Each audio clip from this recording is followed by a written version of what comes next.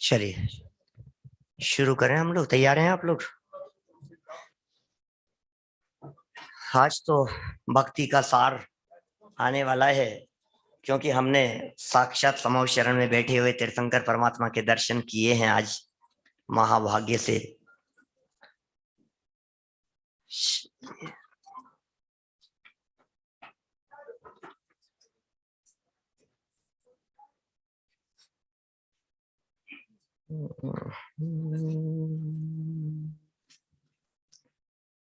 मंगलाचरण से बात को शुरू करते हैं। जय श्री ओम सत्य। ओम जय जय जय। नमोस्तु नमोस्तु नमोस्तु। नमो हरिहंताणम, नमो सिद्धाणम, नमो आयर्याणम, नमो वज्रायाणम, नमो लुए सव्यसाहुणम। नमः समय साराय स्वानुभूत्या चकासते चित् स्वभावाय भावाय सर्वभावांतरचिदे। जिन स्वानुभूति से खिरी मम स्वानुभूति मधिगिरी। श्री विमल धारा जैन श्रुत आनंद अमृत से भरी। समता प्रवाह महावती रागादि विकल्प तोड़ी के। माँ सरस्वती प्रतिभा वंदन दृष्टि निज में जोरी के। दृष्टि निज में जोड़ी के। ग्रंथराज समयसार जी यहाँ विराजमान है। महान अपूर्व रचना हम सबके महाभाग्य से उपलब्ध हो गई है। कुछ दिन पहले लिखी हुई, कुछ दिन पहले रखी हुई घर में कोई चीज उपलब्ध नहीं होती, और 2000 वर्षों पहले लिखी हुई ये गाथाएं हमें उपलब्ध हो गई। ये कितना बड़ा भाग्य होगा। 4 दिन पहले कोई चीज लाए थे, घर में रखी थी, मिल ही नहीं रही है, पता नहीं कहाँ रख दी। खूब ढूंढ रहे हैं, नहीं मिल रही है। दादाजी ने, पिताजी ने कुछ लाइनें लिखी थी 10-20 साल पहले, आज ढूंढ रहा हूं तो पेज ही नहीं मिल रहा है। क्या मेरा कहने का मतलब यह है कि 10-20 सालों की चीज हमें नहीं मिलती है, और ये 2000 वर्षों पहले वाला ये महान ग्रंथ हमें मिल गया है, तो सच में कोई हमारा महाभाग्य है। ये महान ग्रंथ जिसके जीवन में उपलब्ध हो जाता है, ये महान ग्रंथ जिसे प्राप्त हो जाता है, वो अपने आप को धन्य महसूस करता है। गुरुदेव श्री के हाथ में आया तो उनके मुख से निकला अशरीरी थवानो महाशास्त्र छे भाई। ये वो शास्त्र है जो अशरीरी होने का मार्ग बतलाता है। ये वो शास्त्र है जो अशरीरी होने का मार्ग नहीं, देह में विराजमान अपने को देह से भिन्न दिखाता है। वर्तमान में सिद्ध समान हमारे को बतलाता है। मुझे सिद्ध होना नहीं है, मैं सिद्ध हूं। ये बात यदि किसी ने बतलाई है तो वो समय सार है। ये समय सार ग्रंथ हर ज्ञानी व्यक्ति को पसंद आने वाला है। ये ज्ञानियों की पहली पसंद क्या है? समय सार। क्यों? क्योंकि अपने स्वरूप को बतलाने वाला है। बतलाइए आप, जो आपके गीत गाए वो आपको पसंद कैसे नहीं आए? जगत का स्वरूप है ना भाई साहब ऐसा, धर्मेंद्र जी वैसा। ये स्वरूप ही है इसी तरह का। जो हमारे गीत गाएगा, जो हमारी प्रशंसा करेगा, जो हमारी तारीफ करेगा, वो हमें पसंद आएगा, और जो हमारी निंदा करेगा, बुराई करेगा, कमियां देखेगा, वो हमें पसंद नहीं आएगा। ऐसा ही होता है। घर घर में झगड़े ही इस बात के होते हैं, दुनिया मुझे पसंद कर रही है और तुम मेरी कमियां देख रहे हो। बोलो क्या कैसी स्थिति है? बच्चों से पूछो आप, तो बच्चे कहेंगे कि सब लोग मेरी तारीफ करते हैं और मम्मी मेरी बुराई करती रहती है, इनको गलतियां ही दिखती रहती है, पापा को मेरी गलतियां ही दिखती रहती है। सब जगह ऐसा ही है। और गलतियां दिखती हैं आपको, इसलिए आप मुझे अच्छे नहीं लगते हो। मुझे तो वो अंकल अच्छे लगते हैं, मुझे तो वो भाई साहब अच्छे लगते हैं, वो देखो मेरी हमेशा प्रशंसा करते रहते। भाई ये समय सार ज्ञानियों को क्यों पसंद आता है? क्योंकि समय सार मेरी प्रशंसा करता है, समय सार मेरे गीत गाता है। कल्पद्रुम विधान में आज तो हम अष्टम भूमि में पहुंच गए, है ना, 8वीं भूमि में पहुंच गए आज तो। अष्टम भूमि में तीर्थंकर परमात्मा की दिव्य ध्वनि का लाभ प्राप्त हो रहा है, और दिव्य ध्वनि में तीर्थंकर परमात्मा मुझे दिव्य कह करके पुकार रहे हैं। भाई इस दिव्य ध्वनि में मुझे दिव्य कहा जा रहा है।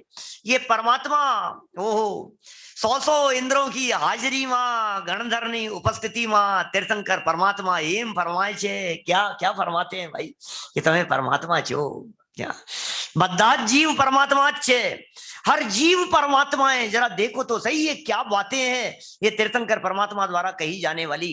ये समूह शरण में बैठ करके भरी सभा में मेरी प्रशंसा की। भाई साहब रिकॉर्डिंग यदि मिल जाए ना तो उसको तलाश करके सेव करके रखता है, इस सभा में मेरी प्रशंसा हुई थी। अभिषेक जी क्या होती है हालत, सभा में यदि प्रशंसा कर दो किसी की नाम लेकर के और 1-2 मिनट उसकी तारीफों के पुल बांध दो, किसके? जड़ देह के, जड़ शरीर के, तो ये कहता है राज की रिकॉर्डिंग मिलेगी क्या भाई साहब? रिकॉर्डिंग रखनी है आज की संभाल करके। अरे रोज दिन में 4-4 समय, 2 घंटा 24 मिनट तीर्थंकर प्रभु की वाणी, 7 घंटा 12 मिनट यदि 3 समय हो तो 4 समय यदि हो तो 9 घंटा 36 मिनट वे परमात्मा मुझे परमात्मा देख रहे हैं। ये वीतरागी संत हमें परमात्मा बतला रहे हैं, ये शुद्ध आत्म तत्व की चर्चा बतला रहे हैं। ये कह रहे हैं हे जीव तू आज तक मोह से पराजित होता रहा। ये गाथाएं क्या कह रही है? ये गाथाएं वही कह रही है जो वीर प्रभु ने कहा है। ये गाथाएं वही कह रही है जो समूह शरण में बैठे हुए तीर्थंकर परमात्मा कहते हैं, वही कह रही है ये गाथाएं। ये कह रही है आज तक मोह से पराजित होता रहा, आज तक इंद्रियों से पराजित होता रहा, आज तक विषय वासनाओं और कषायों से पराजित होता रहा। एक बार तो उनसे ऊपर उठ करके अपने चैतन्य स्वरूप को देख, पराजित हो जाएगा ये मोह। ये मोह को जीत लेने के लिए ये पंक्तियां लिखी है आचार्य कुंद स्वामी ने, आचार्य अमृत चंद्र स्वामी ने। ये गाथा 131, 132, 133 नहीं, 31, 32, 33, 100 नहीं, 100 इंद्रों की हाजिरी में ये 31, 32, 33 लिखी है, ऐसा समझ लो। ये गाथाएं क्या कह रही है? ये जितेंद्रिय जिन जित मोह जिन, क्षीण मोह जिन, कैसे जीते मोह को? बोले ज्ञान ज्ञान, सब जगह पर ज्ञान की महिमा। पूरे समय सार ग्रंथ में ज्ञान की महिमा गाई है, पूरे समय सार ग्रंथ में ज्ञान के गीत गाए हैं, पूरे समय सार ग्रंथ में ज्ञान ज्ञान ज्ञान। ज्ञानानुभूति ही आत्मानुभूति है। ज्ञान वो पावर है, ज्ञान वो सामर्थ्य है, ज्ञान वो शक्ति है, ज्ञान वो चमत्कारिक निधि है, ज्ञान वो रिद्धियां है। ज्ञान एक ऐसी रिद्धि, ऐसी शक्ति, ऐसा चमत्कार है जिसके दम पर ये जीव मोह रूपी शत्रुओं को जीत लेता है। आज तक अनादिकाल से मोह से पराजित होता रहा, लेकिन कहते हैं ज्ञान हाथ में ले लो और पराजित कर दो इस मोह को। बनारसी दास जी की पंक्ति है ना अंत समय में, ज्ञान कुत का हाथ मारी हरि मोह ना। मोह को मारा है उन्होंने, मोह को मार दिया। मोह को मार करके कैसे? चक्कू चलाया उन्होंने। अरे क्या बात कर रहे हो साहब? अंत में कुतक का क्या होता है? शस्त्र, तलवार, चक्कू, छुरा, ज्ञान रूपी। और क्या किया उसके माध्यम से?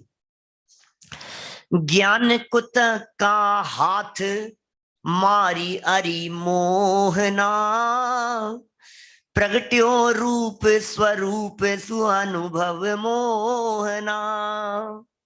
या पर यह को अंत सुनिश्चित जानना, चले बनारसी दास फिर नहीं आवना। रे रोने वाले जीवों रोना मत। वर्तमान की मेरी शरीर की स्थिति को देख करके मुझे ऐसा लगता है कि मेरे चले जाने के बाद में तुम रोते रहोगे। रोना मत। ये जा रहे हैं बनारसी दास, ये फिर लौट करके नहीं आएंगे। बनारसी दास जी ने तो अपना काम कर लिया, तुम भी अपना काम कर लेना। मोह रूपी शत्रु को मार दिया, इस मोह को जीत लिया। चले बनारसी दास फिर नहीं आवना। ये बनारसी दास जी चल रहे हैं, जा रहे हैं भैया, सबको एक न एक दिन जाना है। ये देह के नेह को जीत लिया जिन्होंने, वे जितेंद्रिय कहलाते। देह के नेह को जीतने वाले जितेंद्रिय हो जाते हैं, तन से तन्मयता तोड़ देने वाले तीन लोक के नाथ हो जाते हैं। तन से तन्मयता टूट जावे, देह से नेह छूट जावे, ये मोह और ममत्व परिणाम बहुत खतरनाक है ये। अरे सुनिए तो सही, हमने अपने आप को तो देह से देखा ही है, हमने तीर्थंकर प्रभु को भी देह से देखा है। ये स्तुति की गाथाएं हैं, ये स्तुति करने वाली गाथाएं हैं, ये भक्ति करने वाली गाथाएं हैं। ये उत्कृष्ट भक्ति की चर्चा कल तक हमने आपके बीच में की है। निश्चय भक्ति, निश्चय स्तुति की चर्चा हमने आपके बीच में की है। प्रथम प्रकार की निश्चय स्तुति इंद्रियों को जीतकर, दूसरे प्रकार की, दूसरे लेवल की, सेकंड लेवल की निश्चय स्तुति मोह को जीतने वालों की, और तीसरे प्रकार की निश्चय स्तुति में तो क्या स्तुति और क्या स्तुति और कौन परमात्मा, अंतर ही मिट गया। भाव्य भावक का भेद ही नहीं रहा। कौन भाव्य भावक की चर्चा कर रहे हो, उदय ही अस्त हो गया इनका। हमें तो ढूंढते रह जाओगे, भाव्य भावक दिखाई नहीं दे रहा है हमारे को। मैं तो परमात्मा था और परमात्मा हूं। जब ये तीसरे प्रकार की स्तुति होती है तो इस तीसरे प्रकार की स्तुति होने पर ये जीव साधी अनंत काल के लिए सिद्धालय में जाकर के विराजमान हो जाता है। क्षीण मोह वालों की है ना ये तीसरे प्रकार की निश्चय स्तुति। क्षीण मोही जिनकी स्तुति है, जिनका मोह क्षीण हो जाता है, तब ये तीसरे प्रकार की स्तुति होती है। ऐसी निश्चय स्तुति करूंगा प्रभु, ऐसी निश्चय स्तुति करूंगा।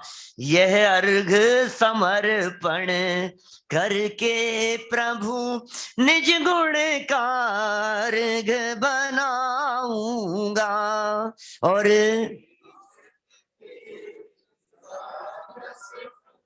अरहंत अवस। अरे भक्त, तू मेरे पास में मेरी भक्ति करने के लिए आया है कि मुझे चैलेंज करने आया है? भक्त, तू मेरे पास में आ गया है, तू मुझे क्या सुनाने के लिए आया है? कि प्रभु आपके पास तो ये सुनाने के लिए आया हूं कि आप ही बड़े नहीं हो, आप ही महान नहीं हो, मैं भी वो सामर्थ्य रखता हूं, एक दिन तुम जैसा बन करके दिखाऊंगा, तुमसे आगे तो नहीं। तुम जैसा बनने के कारण शरण तुम्हारी आया प्रभु, आपके चरणों की शरण में आकर के बस आप जैसा बन जाऊं मैं, और कुछ नहीं चाहिए मुझे। निश्चित तेरे सदृश प्रभु अरहंत अवस्था पाऊंगा। अब वो दिन दूर नहीं है प्रभु जी, अब ना भटकेंगे संसार में, अब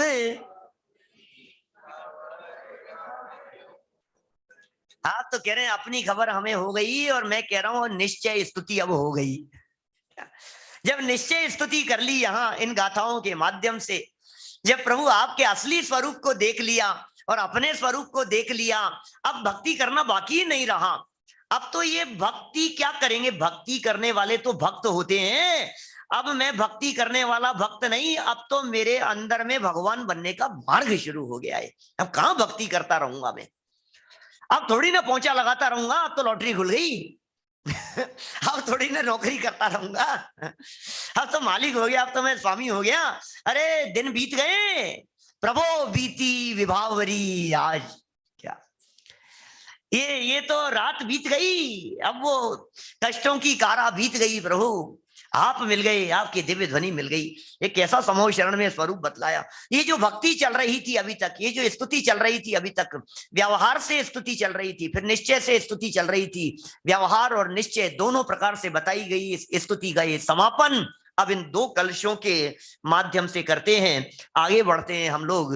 मोह को जीतने की ये जो चर्चा यहाँ की गई है, और ये जो असली स्तुति है, क्या है असली स्तुति, क्या थी नकली स्तुति, कैसे की स्तुति, कैसे की जानी चाहिए थी स्तुति, दो कलशों के माध्यम से गाथा नंबर 26 से चला आ रहा प्रकरण, इस 33 नंबर गाथा तक जो प्रकरण चला था, 26, 27, 28, 29, 30, 31, 32, 33, इन 8 गाथाओं में जो प्रकरण चला, उन 8 गाथाओं में चला हुआ प्रकरण वही अष्टम भूमि में बैठे हुए तीर्थंकर परमात्मा देते हैं, और उसे पहचानने वाले जीव अष्टम भूमि पर जाकर के विराजमान हो जाते हैं।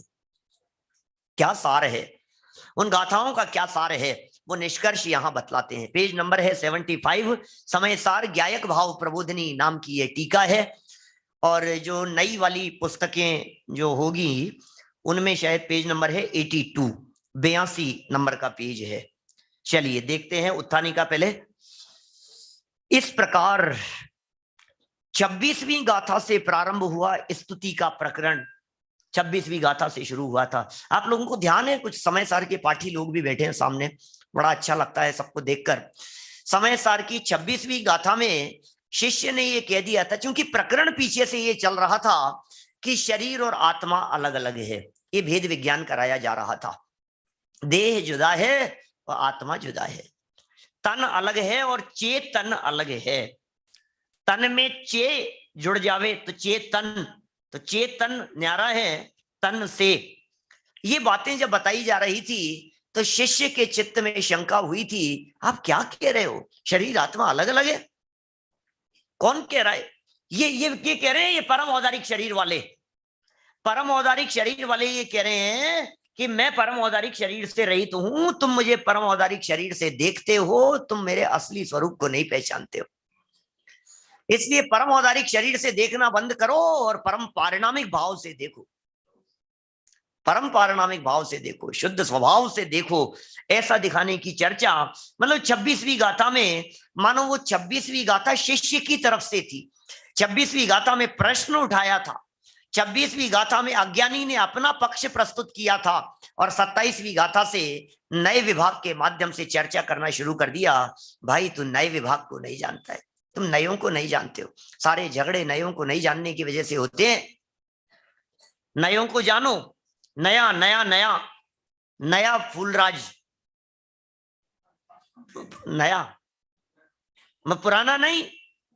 सारे झगड़े ही नए को नहीं जानने से। नए को जानो, पुराना देख करके तुमने कह दिया यार ये तो अच्छी नहीं, अरे तुम नया देखो, नए से देखो, नया देखो। नया किसका नाम?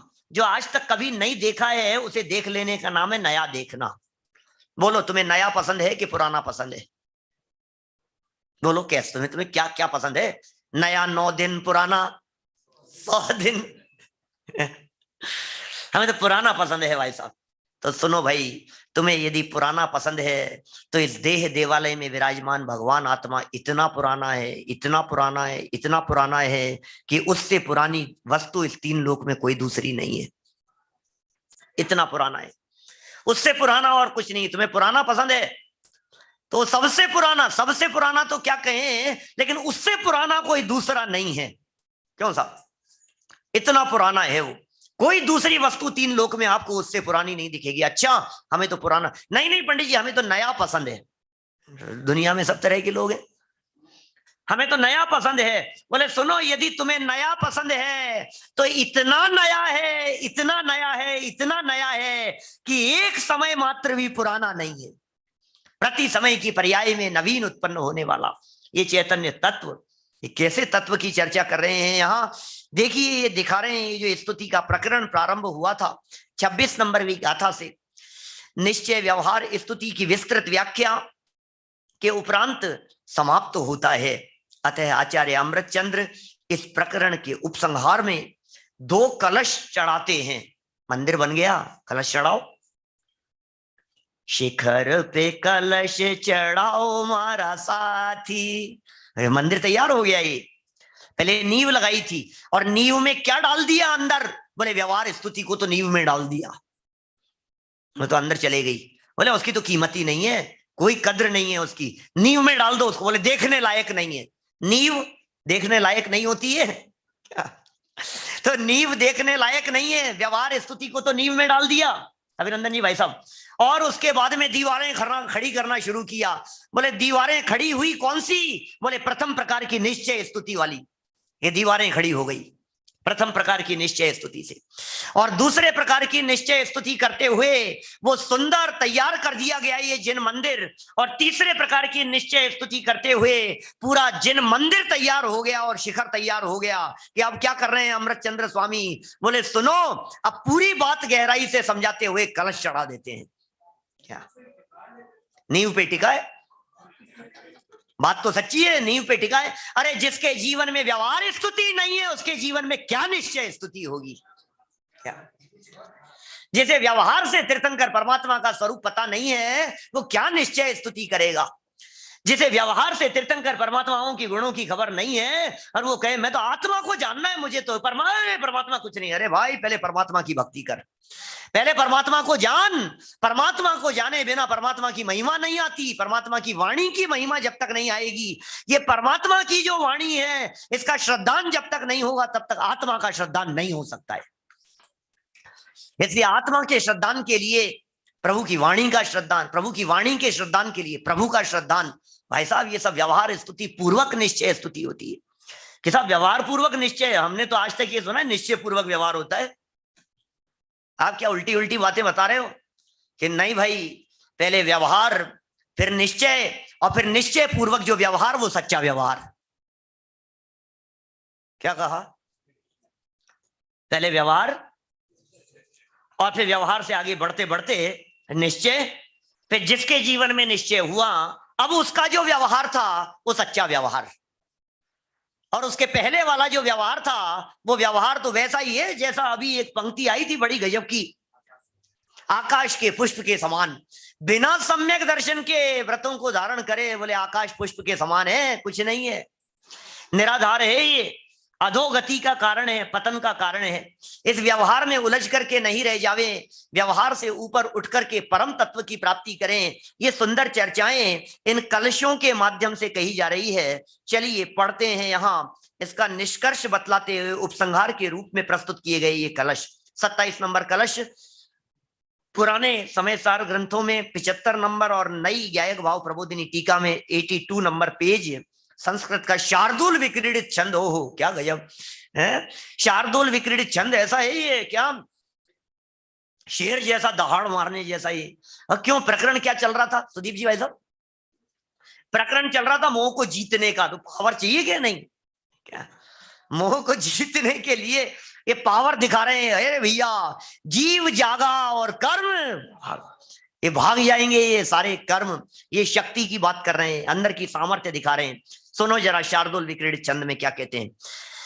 एक त्वं व्यवहार तो न तु पुनः कायात्मनोर्निश्चयान् नु स्तोत्रं व्यवहार तोस्ति वपुषः स्तुत्यान तत्त्वतः स्तोत्रं निश्चयतश्चितो भवति चेत् स्तुत्यैव सैवं भवेन् नातस्तीर्थकरस्तवोत्तरबलादेकत्वमात्मांगयो। मालिनी और नीचे 28वां भी पढ़ लें, दोनों का साथ साथ में पद्यानुवाद है।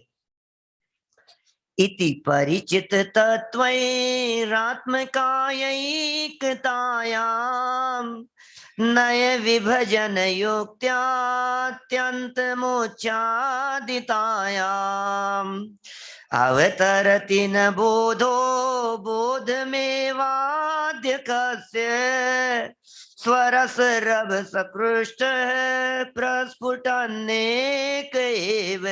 ओ क्या क्या गजब शब्द है, स्वरस रस भर है, अपने आत्म रस से भरे हुए कैसे शब्दों के प्रयोग करते हैं। चलिए समझ में कम आया होगा, संस्कृत की लाइनें मैंने पढ़ी है, हिंदी पढ़ता हूँ, हिंदी पद्यानुवाद पढ़ता हूँ, मजा आएगा, गुनगुनाएंगे, है ना।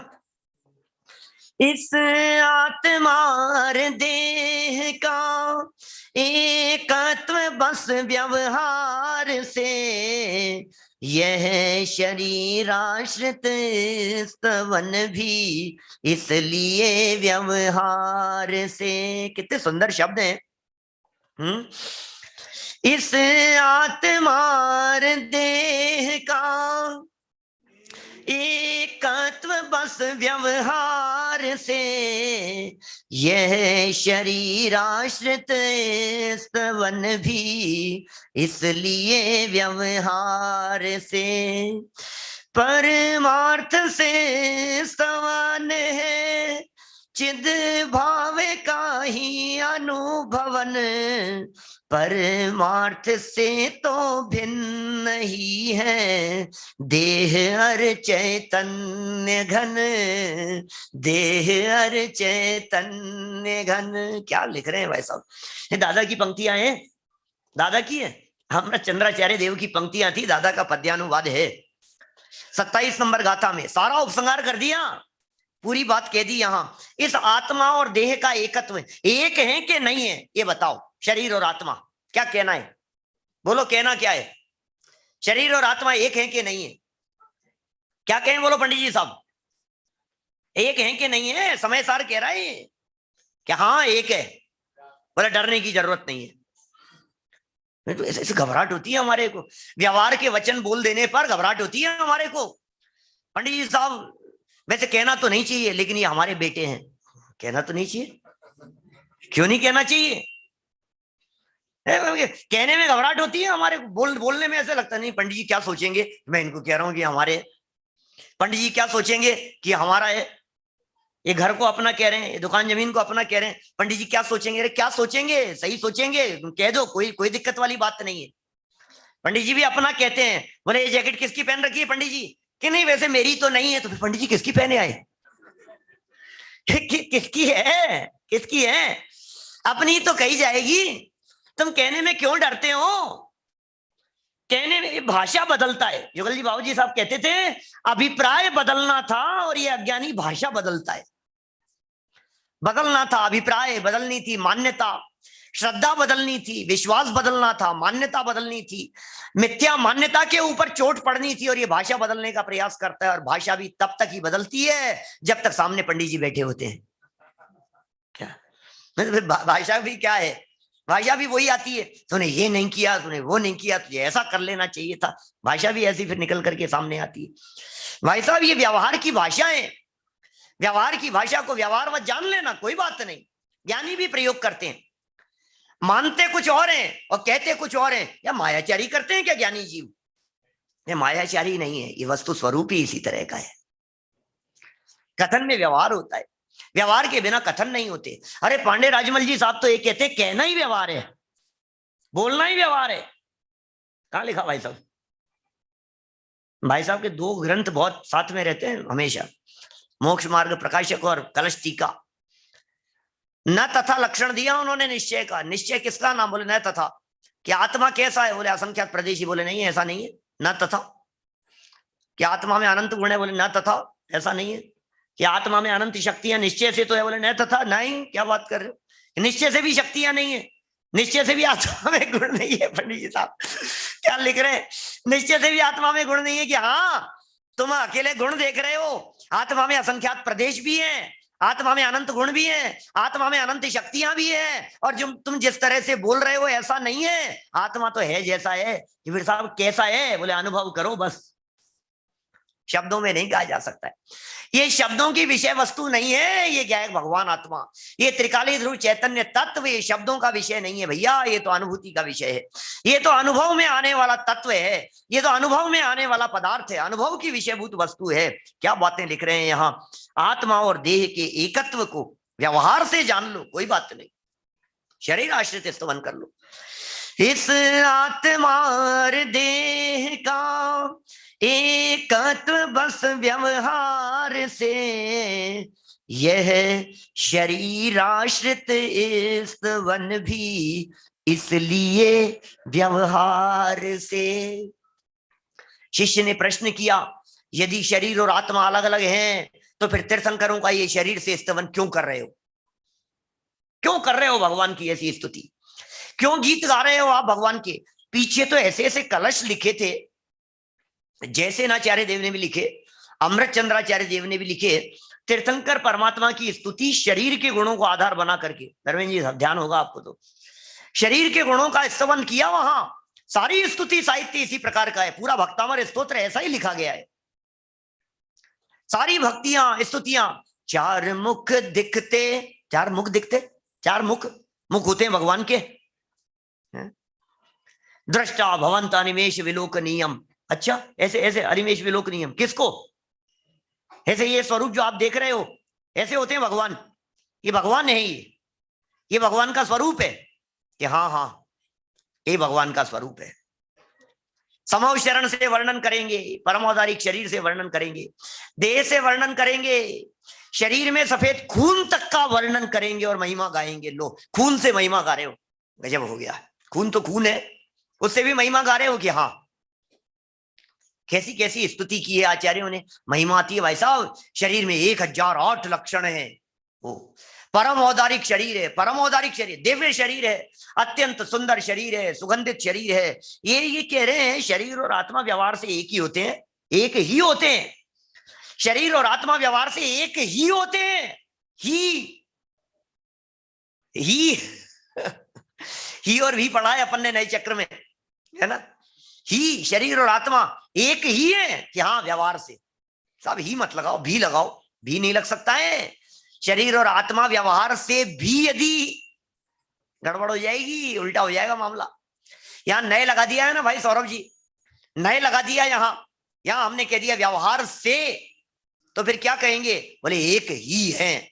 जब शरीर और आत्मा व्यवहार से एक ही है तो फिर स्तुति कैसी होगी, बोले व्यवहार से हो जाएगी। इसमें क्या है, जब शरीर आत्मा एक ही है तो तीर्थंकर परमात्माओं की स्तुति भी व्यवहार से स्तुति हो जाएगी। लेकिन ध्यान रखना भैया, लेकिन परमार्थ से समान है चिद भाव का ही अनुभवन। ओहो, अनुभवन, ये तो गजब का 6 लगा दिया है यहां तो बॉल पर।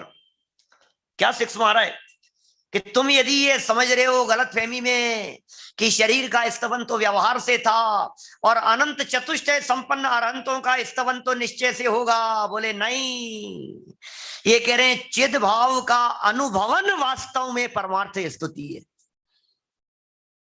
ये स्तुति है। कौन माने भाई साहब, अनुभव करो, अनुभव। ये संपूर्ण जनवाणी आत्म अनुभव की प्रेरणा देने के लिए है, आत्म तत्व का अनुभव के लिए है। आप आत्म तत्व का अनुभव करो, देह से भिन्न चैतन्य तत्व को देखो। देह को देखते हो तो अनुभव से बाहर चले जाते हो। अंदर में देखो जरा, देह देवालय में विराजमान प्रभु परमात्मा दिखाई देंगे। अंदर में बैठे हुए परमात्मा को देखने का प्रयास करो, अंदर के परमात्मा को देखो। पर्सनल प्रभु, अपने भगवान, निजी भगवान, उनको अर्घ समर्पित करो। देवेंद्र जी भाई साहब क्या कह रहे हैं, परमार्थ से है स्तवन चिद भाव का ही अनुभवन, परमार्थ से तो भिन्न ही है देह और चैतन्य घन। परमार्थ से तो भिन्न नहीं है, तो फिर कहा क्यों ऐसा, बोले कहना व्यवहार है, कोई दिक्कत नहीं, कहेंगे व्यवहार से। व्यवहार से तो ऐसा भी कह देंगे। क्या कर रहा है भाई, ये कुछ नहीं भाई साहब, लैपटॉप पे बैठा हूं, कि सच बता।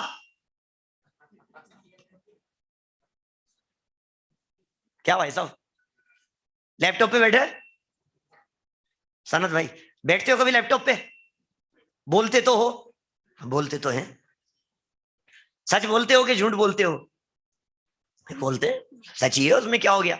आज तक कभी किसी ने ऑब्जेक्शन नहीं किया, मेरे अलावा नहीं किया हुआ किसी ने ऑब्जेक्शन कि भाई तू सच बता लैपटॉप पे बैठा है क्या। कैसे बैठते हैं लैपटॉप के ऊपर, लैपटॉप के बगल में बैठे हुए को भी लैपटॉप पर बैठा हुआ कह दिया जाता है। इसी तरह से परम औदारिक देह के बगल में बैठे हुए चैतन्य को भी परम औदारिक देह में बैठा हुआ कह दिया जाता है, बोल दिया जाता है ऐसा। परम औदारिक देह के बगल में बैठे हुए हैं, कहना व्यवहार है भाई, कहेंगे कहेंगे। 6 खंड की विभूति का स्वामी कौन है, चक्रवर्ती सम्राट, ये कहेगा मैं हूं, जीत करके आया हूं, कहेगा ऐसी बात। रामचंद्र जी भी बात कहेंगे। शायिक सम्यक दृष्टि जीवों का यदि जीवन चरित्र देखेंगे आप, अरे 6 महीने तक शायिक सम्यक दृष्टि जीव, बोलो, बलभद्र के जीव नारायण के देह को अपने कंधे पर लेकर के घूमते फिरे 6 महीने तक। शव को, लाश को नहलाएं धुलाएं, कपड़े पहनाए, गजब हो गया। पेड़ों से पूछते हैं, बोलो बोलो आप, पवनंजे पूछ रहे हैं पेड़ों से, तुमने अंजना को देखा क्या। रामचंद्र जी भी पूछ रहे थे, हे सीते, क्या दादा सुनाते हैं, देखिए मृग नयनी पंक्तियां, आपने कहीं देखा है क्या। पेड़ पौधों से, नदी नालों से पूछ रहे हैं, मेरी सीता कहां चले गई, मेरी सीता कहां चले गई, मेरी सीता, आपकी ये सीता, तद्भव मोक्षगामी शायिक सम्यक दृष्टि। 6 महीने में आत्मा का अनुभव करने वाले, देह से भिन्न आत्म तत्व की अनुभूति, त्रिकाली ध्रुव आत्म तत्व के स्वरूप को जानने वाले, उनकी भी ऐसी दशा होती हुई दिखाई देती है कि हाँ हाँ कोई बात नहीं, मोह का उदय है, उसमें क्या फर्क पड़ गया है। चारित्र मोह का काम है, अंदर में दर्शन मोह क्षीण हो गया है। वो लक्ष्मण के शव को कंधे पर लेकर के फिरने वाले रामचंद्र जी उस काल में भी प्रथम प्रकार की निश्चय स्तुति से सहित हैं, पहले प्रकार की निश्चय स्तुति से सहित हैं। जितेंद्रिय हैं वे, जितेंद्रिय। एक दिन एक सज्जन पूछे मेरे से कि पंडित जी 6-6 महीने तक वो डेड बॉडी सड़ती नहीं होगी क्या, बदबू नहीं आती होगी? यहाँ देखो, यहाँ भी कई लोग सोच रहे थे नहीं नहीं होता होगा ऐसा। भाई नारायण की देह है क्या, नारायण प्रति नारायण बलभद्र, ऐसा ही प्रेम होता है। ऐसा ही प्रेम है। 9 के 9 नारायण का, सबका इसी प्रकार का प्रेम होता है, इसी प्रकार का 9 के 9 नारायण का, इस तरह का नियोगी है। भारत हो या कहीं भी, सब जगह पर ऐसा ही। इनकी देह सड़ती नहीं है क्योंकि इनके शरीर में मल नहीं होता, इनके निहार नहीं होता। आहार तो होता है इन सबके, चक्रवर्ती, नारायण, प्रति नारायण, तीर्थंकर, इन सबके आहार तो होता है, लेकिन इनके निहार नहीं होता। निहार नहीं होता माने अंदर में मल ही नहीं होता, मल बनता ही नहीं है। 63 चला का पुरुषों के सबके यही स्वरूप है, इसी तरह का मल रहित है, अंदर में मल नहीं है। शरीर कैसे सड़ेगा? दुर्गंध नहीं है, कैसे दुर्गंधित होगा? वो सुंदर सुगंधित शरीर हुआ करता है। 6-6 महीने तक लेकर के घूम रहे हैं, कैसी भक्ति कर रहे हैं। कोई व्यक्ति उनको आकर के समझे, नहीं नहीं मेरा लक्ष्मण अभी सोया है, नहीं डिस्टर्ब मत करो, सोने दो उसको, सो रहा है अभी उठेगा। कैसे कैसे भूलते होंगे, कैसी चर्चाएं। पढ़ो तो सही जरा पद्म पुराण, पता लगे अपने को इन बातों का। ये लिख रहे हैं, लेकिन लेकिन भाई ये सारी स्तुति करते हुए भी, ये सारी भक्ति देह के माध्यम से करते हुए भी ये यहाँ लिख रहे हैं, क्या लिख रहे हैं? परमार्थ से चिद्भाव का अनुभवन ही वही वही वास्तव में परमार्थ स्तवन है। परमार्थ से तो भिन्न ही है देह और चैतन्य घन, परमार्थ से स्तवन है चिद भाव का ही अनुभवन। चिद भाव का, चैतन्य भाव का अनुभवन ही सच में सच्चा अनुभव है, वही परमार्थ से भक्ति है। चलिए आगे कहते हैं, और सुनिए जरा। इसलिए क्या किया है मुनिराजों ने, क्या कह रहे हैं मुनिराज? 28 नंबर के कलश का पद्यानुवाद।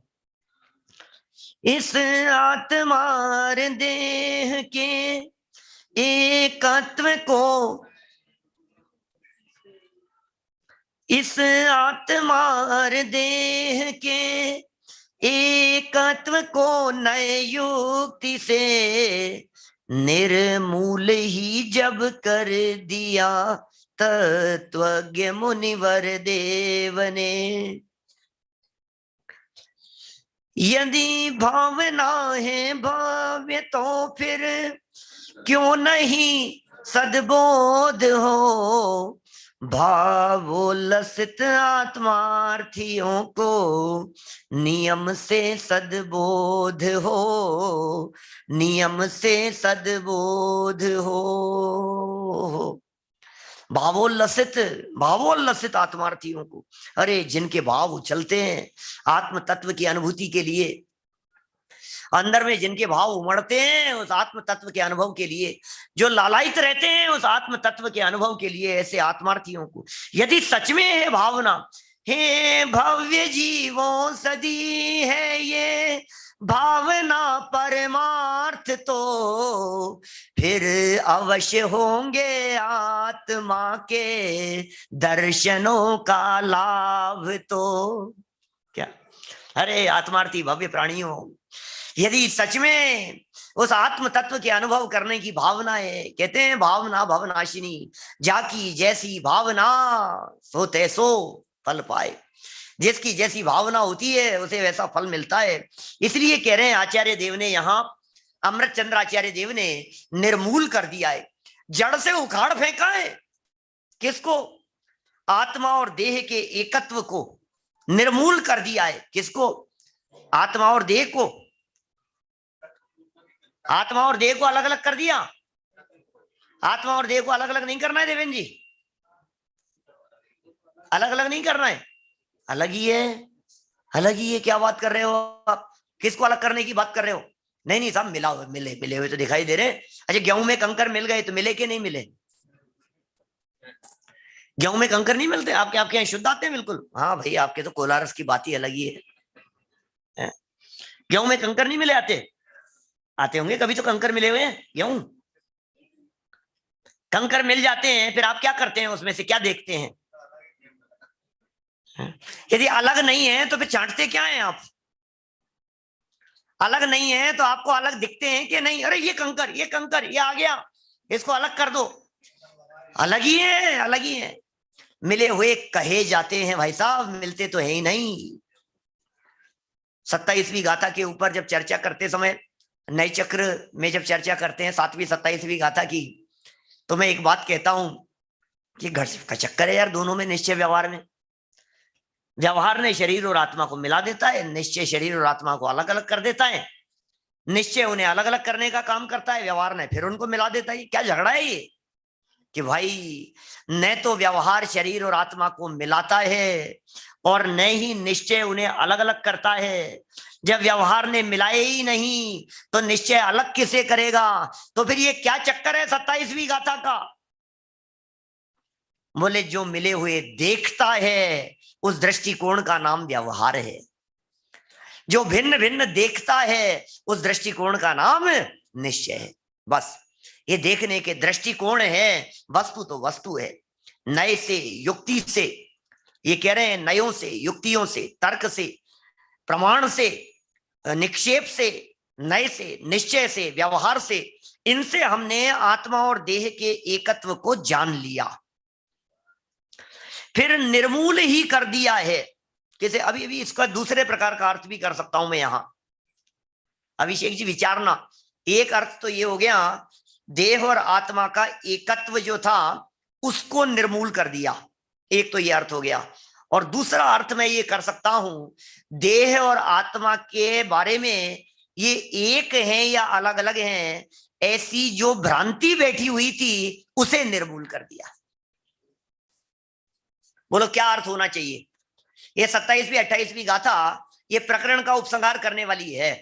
तो शरीर और आत्मा इनके एकत्व को छुड़ा हटाया है, या शरीर और आत्मा दोनों के यथार्थ स्वरूप को बताया है? यथार्थ स्वरूप को बतलाया है। पीछे एक कलश आया था, 23 नंबर का कलश, याद होगा आप लोगों को, बहुत मार्मिक कलश था। हाँ बहुत सुंदर। देवेंद्र जी भाई साहब का अभ्यास बहुत अच्छा है सच में। मतलब मैं देखता हूं बराबर सारे प्रकरण ऐसे हाथ पे रखे आंवले की तरह फटाफट देखते हैं। सुनो क्या क्या कहा। आई कथम अपि मृत्वा तत्व कौतूहली सन, अनुभव भव मूर्ते पार्श्ववर्ती मूर्तम, प्रथगत विलसंतम स्वम समालोक्य येन, त्यजसि जगिति मूर्त्या सकमेकत्व मोहम। बैलेंस रख करके चर्चा की पूरे कलश में। 2 घड़ी के लिए ही सही इस देह का पड़ोसी बन करके देख। पड़ोसी बनने की चर्चा की इस देह का। पड़ोसी, इसका मतलब परायेपन का व्यवहार मत करना, इसका नाम है पड़ोसी। क्या पड़ोसी का मतलब क्या है? देह और आत्मा के बीच में जो आपस में सामंजस्य है उसकी भी चर्चा की है। भाई ज्यादा उपवास मत करना, शरीर शिथिल होने लगे तो वीतरागी संत भी आहार चर्या के लिए उठ जाते हैं। ध्यान में यदि विघ्न बाधा उत्पन्न होने लगे तो वीतरागी संत भी विहार करने लगते हैं, उठ करके चले जाते हैं। आहार न मिले कदाचित तो फिर अपने उपयोग को समझा करके बैठ जाते हैं, लेकिन दूसरे दिन फिर उठ जाते हैं। बात है 6 महीने तक ऋषभ देव जैसे सच्चे भावलिंगी संत, ऋषभ मुनिराज जैसे सच्चे मुनिराज थे, ऐसे भावलिंगी संत 6ठे 7वें गुणस्थानवर्ती, और 6 महीने तक रोजाना देह के पोषण के लिए, शरीर के भोजन के लिए चक्कर लगा रहे हैं नगर में। 7 महीने और 9 दिन रोजाना चक्कर लगा रहे हैं, रोज चक्कर लगा रहे हैं आहार के लिए। एक दिन नहीं मिला बैठ जाओ ना यार, क्यों दोबारा जा रहे हो? दूसरे दिन नहीं मिला, ये समझ लो आपकी किस्मत में नहीं है। 4 दिन हो गए चक्कर लगाते हुए, रोज ही चक्कर लगा रहे हो। आप बोले नहीं कोई बात नहीं, मैं तो अपना काम करूंगा। पड़ोसी है ना, पड़ोसी धर्म तो निभाऊंगा, फिर उसकी किस्मत नहीं। पड़ोसी के साथ में पड़ोसी धर्म तो निभाएंगे पंडित जी साहब। अब देह का पोषण होने योग्य उसकी किस्मत में मिलना होगा तो मिलेगा, नहीं मिलना होगा तो नहीं मिलेगा। मैं तो अपना कर्तव्य निभाऊं रोजाना जाकर के कि साहब आप तो अवधि ज्ञानी हो, आप तो मने पर ज्ञानी भी हो, थोड़ा सा तो प्रयोग कर लो, देख लो किस दिन होना है। जन्म से 3 ज्ञान के धारी थे कि नहीं ऋषभ देव स्वामी? गर्भ से, पिछले भाव से, 33 सागर से, 33 सागर 83 लाख पूर्व से 3 ज्ञान के धारी थे। और अब दीक्षा लेने पर चौथा ज्ञान भी हो गया, मने पर यह ज्ञान भी हो गया। मति ज्ञान है, श्रुत ज्ञान है, अवधि ज्ञान है, मने पर यह ज्ञान भी प्रकट हो गया है। अद्भुत दिव्य ज्ञान आपके पास में है। 2-3-4 दिन चक्कर लगाने के बाद में अवधि ज्ञान का प्रयोग करके देख लेते, अच्छा वो अक्षय तृतीया के दिन श्रेयांश के यहाँ सीधे डायरेक्ट वहीं चलेंगे अपन तो। रोज चक्कर लगा रहा हूँ, रोज चक्कर लगा रहा हूँ, हो ही नहीं रहा है। पता लग, अरे अपने को पता लग जाए तो अपन क्या करेंगे बोलो, है ना? बोलो अभिषेक जी, यदि आपको पता लग जाए कि मेरी जॉब कब लगेगी तो आप निश्चिंत हो जाओगे ना? बोलो भैया, अपने को पता लग जाए कि जॉब कब लगनी है, कौन सी कंपनी में लगनी है, तो काहे को जबरदस्ती दूसरी कंपनी के अंदर अपन अप्लाई करेंगे डायरेक्ट ही? तो अपने को पता लग गया कि दूसरी कंपनियों के अंदर शरीर का पोषण होने वाला नहीं है, सीधा श्रेयांश के यहाँ होगा तो वहां जाना चाहिए था। कि नहीं भाई, पड़ोसी है, पड़ोसी जितना ही निभाऊंगा। पड़ोसी है, पड़ोसी जितना ही निभाऊंगा, इससे ज्यादा नहीं। इसके लिए, इस पड़ोसी के लिए मैं अपनी संपदा को बर्बाद नहीं करूंगा।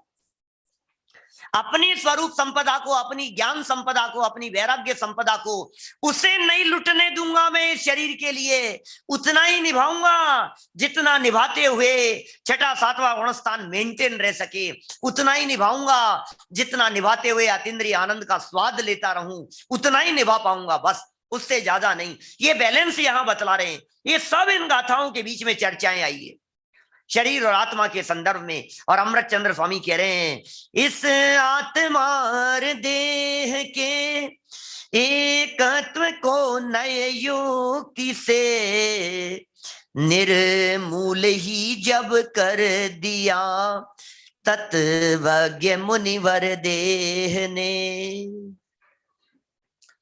तत्वज्ञ मुनिवर देव ने निर्मूल कर दिया है। अब ये कह रहे हैं, भैया आपको भी भावना है क्या? उन्होंने तो सारा प्रकरण स्पष्ट कर दिया, सारी बातें आपको बतला दी। ये तो था असली और ये था असली के साथ में नकली। बिना नकली के असली नहीं होगा, बिना असली के नकली नहीं होगा। देखो क्या होते हैं, जो आभूषण बनते हैं ना, इसमें खोट जरूरी होता है। क्या आप कहो कि नहीं मैं तो प्योर का कुंडल बनाऊंगा, बनेगा क्या? नहीं बनेगा। आप लोगों के यहाँ कौन है बनाने वाले, बनवाने वाले? सुदीप जी भाई साहब बैठे हैं, भाई साहब बन जाएंगे? मतलब खोट खोट बेचते हो आप? आज बात पकड़ में आ गई। देख लेना, सब लोग जाने वाले, दुकान पर चढ़ने वाले आज स्वीकार कर रहे हैं, मंदिर में तो गलत कह नहीं सकते। खोट भी है, खोट भी है उसमें कि हाँ खोट है, लेकिन वो खोट स्वीकार्य है। वो गोल्ड का अंश नहीं है, वो स्वीकार्य है, उसे स्वीकार करना पड़ेगा। यद्यपि यह बात परम सत्य है कि हे तीर्थंकर परमात्मा, आप देह से भिन्न हो, लेकिन देह से यदि आप सर्वथा भिन्न हो जाएंगे तो फिर सिद्धालय में विराजमान होंगे, फिर ये समूह शरण की रचना कैसे होगी, फिर ये दिव्य ध्वनि कैसे होगी, फिर ये उपदेश कैसे होगा? ये सारी बातें भी होती है। ये 13वां गुणस्थान भी परमार्थ है। 13वें गुणस्थान वर्ती है या नहीं है? 13वां गुणस्थान भी परमार्थ है।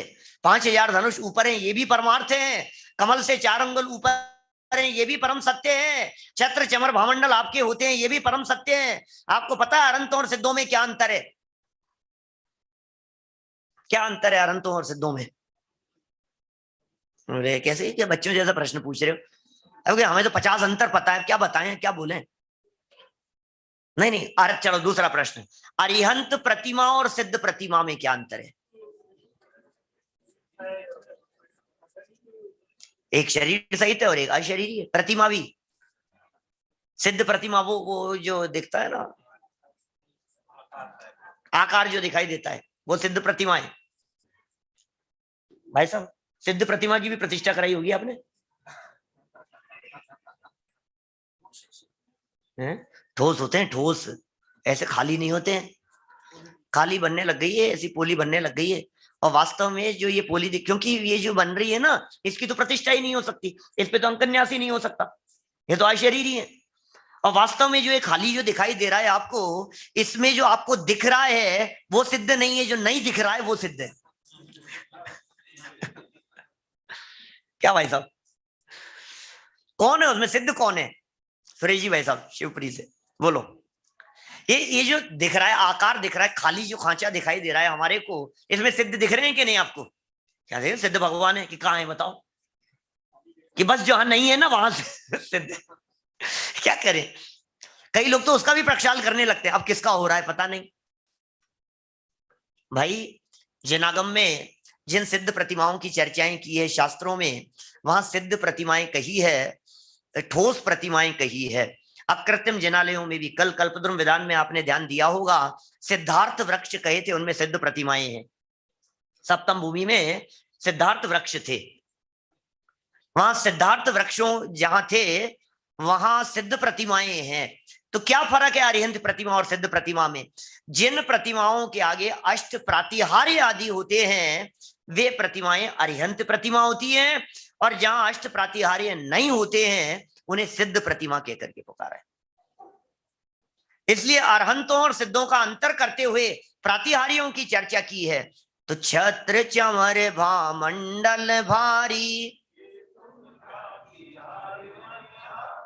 दिव्य विटप पहुपन की वर्षा, धुंदुबियासन वाणी सरसा, छत्र चमर भामंडल भारी, ये तुव प्रातिहार्य मनहारी। ये जो चर्चा की है, ये जितनी भी चर्चा है, ये पूरी की पूरी चर्चा, ये कह रहे हैं तत्वज्ञ मुनिराजों ने इसे नए और युक्ति से स्वीकार किया है, भक्ति के लिए स्वीकार किया है। लेकिन फिर भी यदि आपकी ऐसी भावना हो, हे भव्य, यदि जैसी मुनिराजों ने यहां निर्मूल कर दिया है, परमार्थ की जो बात को बतला दिया है, यदि तुम्हारी भावना है तो फिर हे भव्य क्यों नहीं सद्बोध हो, सद्ज्ञान की प्राप्ति क्यों नहीं होगी, रत्नत्रय की प्राप्ति क्यों नहीं होगी? भावोल ससित आत्मार्थियों को तो नियम से सद्बोध की प्राप्ति होती ही होती है। देखिए नीचे अर्थ पढ़ता हूं, क्या अर्थ लिखा है दादा ने? शरीर और आत्मा के व्यवहार नए से एकत्व है, शरीर और आत्मा के एकत्व है, हम मान रहे हैं इसको। आगे चल करके तो 46 नंबर कलश में एकत्व सिद्ध करेंगे, ध्यान आ गया ना? भस्म की तरह मसल देने का प्रसंग आएगा। यदि शरीर और आत्मा को एक नहीं मानोगे तो आगे चल करके आएगी चर्चा। शरीर और आत्मा के व्यवहार नए से एकत्व है, किंतु निश्चय नए से नहीं है, निश्चय से शरीर और आत्मा का एकत्व नहीं है। इसलिए शरीर के स्तवन से आत्मा का स्तवन व्यवहार से ही कहलाता है। क्योंकि शरीर और आत्मा एक है तो फिर आत्मा की स्तुति करते समय शरीर की स्तुति से आत्मा की स्तुति हो जाती है, व्यवहार ने से कहा जाता है, लेकिन निश्चय से नहीं है। निश्चय से तो चेतन के स्तवन से ही चेतन का स्तवन होता है, और चेतन का निश्चय स्तवन यहां जितेंद्रिय, जितमोह और क्षीण मोह रूप से जैसा कहा है वैसा ही होता है। निश्चय से आत्मा क्या है वे अनंत भगवान, निश्चय से कौन है? आत्मा। सिद्धों की स्तुति करो बोले आत्मा की स्तुति, आचार्यों की स्तुति करो बोले आत्मा की स्तुति, अरिहंत सिद्धाचार्य। पंच परमेश्वरियों की सच्ची स्तुति क्या है? छत्र चमर भामंडल वाले अरंतों की स्तुति बोले व्यवहार से स्तुति है, असली अरंत है ही नहीं वो। असली कौन है अरिहंत? असली सिद्ध कौन होते हैं? असली आचार्य उपाध्याय साधु कौन होते हैं? तो कुंद कुंदाचार्य देव कहते हैं भैया असली पंच परमेष्ठी तो आत्मा है, इसलिए आत्मा का स्तवन ही पंच परमेष्ठियों का स्तवन है। अरिहंत सिद्धाचार्य पाठक साधु है परमेष्टिपन, सब आत्मा की अवस्थाएं आत्मा ही है शरण, सब आत्मा की अवस्थाएं आत्मा का है पूजन। बस पंच परमेष्ठी की पूजन कैसे होगी? बोले आत्मा की पूजन कर ली तो पंच परमेष्ठियों की पूजन हो गई।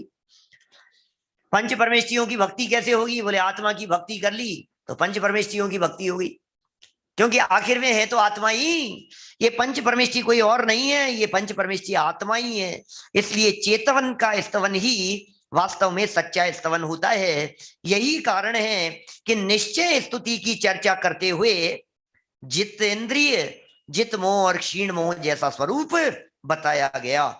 चलिए 3 लाइनें और नीचे वाले कलश का अर्थ पढ़ देता हूं, फिर कल इसकी व्याख्या जो गायक भाव प्रबोधनी में की है उसकी चर्चा करेंगे।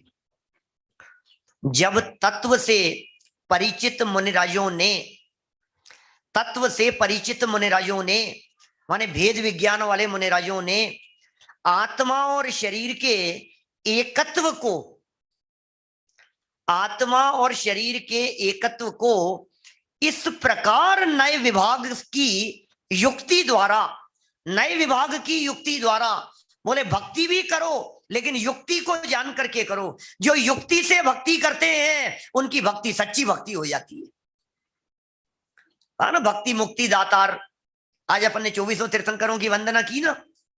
24 तीर्थंकर पूजन का अंतिम छंद है भक्ति मुक्ति दातार 24 जन राजवर, 3 पद मन वच धार, जो पूजे सो शिव लहे। अर्थ जानते हैं कि इन 2 लाइनों का? नहीं जानते? क्या कहा? भक्ति मुक्ति दातार, भक्ति से मुक्ति, अरे बेकार की बात है। कहा नहीं, तीसरे प्रकार की जो भक्ति थी, क्या मोक्षीण मोही जिनों की मुक्ति दातार है वो। जित मोह जिनों की जो भक्ति थी वो मुक्ति दातार है। जितेंद्रिय जिन चतुर्थ गुणस्थानवर्ती की जो भक्ति थी वो मुक्ति दातार है। भक्ति मुक्ति दातार कि चलो कोई बात नहीं और नीचे उतर करके बात कर लो, तो क्या कह दिया? 24 जनराज वर और 3 पद मन वच धार। 3 पद आपके द्वारा कहे गए पद्य करो। उसको पद का अर्थ क्या? प्रभु आपने जो अप्पा सो परमप्पा कहा है, प्रभु आपने जो ये कहा है कि आत्मा ही परमात्मा है, 3 पद, ऐसे पदों को जिस जीव ने मन में और वचन में धारण किया है, कहते हैं जो पूजे सो शिव लहे, उन्हें मुक्ति की प्राप्ति हो जाती है। तब निज रस के वेग से आकृष्ट हुए प्रस्फुटित किस पुरुष को वे ज्ञान तत्काल ही यथार्थ पने प्राप्त नहीं होगा। ये बड़ी सुंदर चर्चा है। निज रस की महिमा का बखान यहाँ किया है। कल इस प्रकरण को और आगे बढ़ाएंगे। अभी की बात को यहीं हम विराम देते हैं कि भाई सच्ची भक्ति और सच्ची स्तुति तो निज रस से परिपूर्ण होकर के ही की जा सकती है। हम सब ऐसी सच्ची भक्ति स्तुति करें, इसी भावना से बात को विराम देता हूं। विधान का लाभ लेने के लिए आपको पुनः कल्पद्रुम विधान पार्ट 2 से जुड़ना होगा। पार्ट 2 कल्पद्रुम विधान।